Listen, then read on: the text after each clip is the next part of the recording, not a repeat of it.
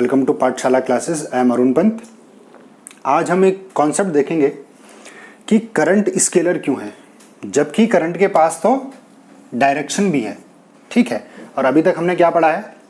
हमने पढ़ा है कि किसी भी क्वांटिटी के पास अगर डायरेक्शन होती है तो वो क्वांटिटी वेक्टर होती है। ठीक है, लेकिन करंट के पास तो डायरेक्शन है, ठीक, पॉजिटिव टू नेगेटिव ये जाती है किसी वायर में, तो फिर ये स्केलर क्यों है? ठीक, तो इसका कारण हम देखते हैं। देखिए, अगर कोई दो वायर्स हैं, उसमें करंट फ्लो हो रहा है 3 एम्पियर 2 एम्पियर, तो थर्ड वायर में टोटल करंट कितना हो जाएगा? 2 + 3 5 एम्पियर। यहां पे मैंने माना कि दो वायर के बीच का एंगल कितना है? 60 डिग्री। ठीक, अब मैंने क्या करा, इन दो वायर्स को ऐसे 90 डिग्री पे अलाइन कर दिया।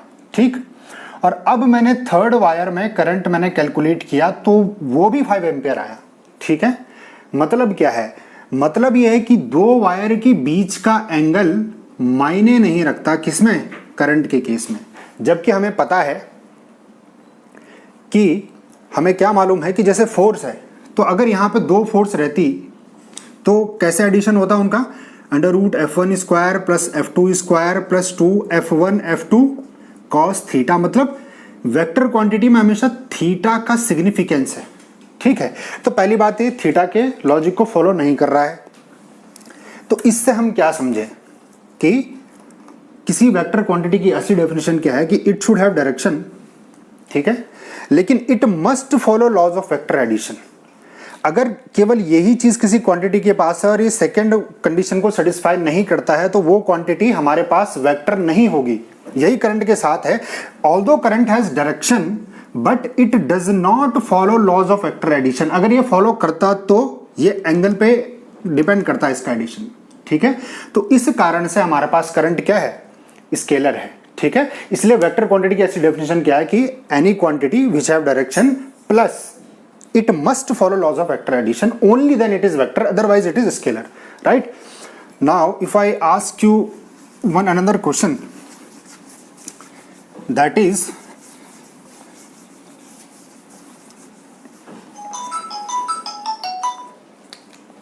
if I ask you like what is refractive index? What is refractive index? Right? Is it scalar? Is it vector? तो ये ना ये स्केलर है ना ये वेक्टर है, तो फिर ये क्या है? ये क्या है? टेंसर। अब आप कहेंगे ये कौन सी चीज आ गई?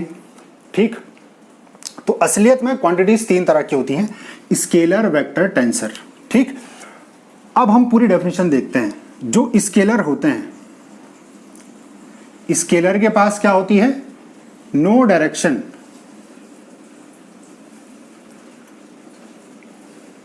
ठीक, या फिर और अच्छे से कहें, they have same value in every direction.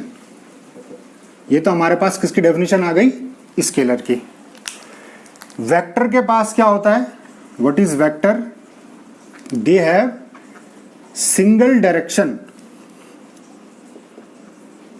जिसको हम फिक्स्ड डायरेक्शन कहते हैं। आपने पढ़ा होगा वेक्टर हैज फिक्स्ड डायरेक्शन। तो फिक्स्ड का मतलब क्या है? They have single direction. ठीक है, एंड राइट। अब तीसरी क्वांटिटी हम देखते हैं जिसकी हम बात कर रहे थे, जैसे हमने टेंसर कहा, तो टेंसर के लिए मैं क्या कहूंगा? टेंसर एक ऐसे क्वांटिटीज होती हैं, इनके पास भी डायरेक्शन होती है but they have different values in different directions. लेकिन इनके पास डिफरेंट डायरेक्शंस होती हैं, डायरेक्शन होती है। अब जैसे स्केलर के केस में मैंने क्या कहा था? इसके पास कोई डायरेक्शन नहीं है या फिर हर डायरेक्शन में उसकी वैल्यू सेम है। ठीक, वेक्टर के पास क्या है? एक फिक्स डायरेक्शन है।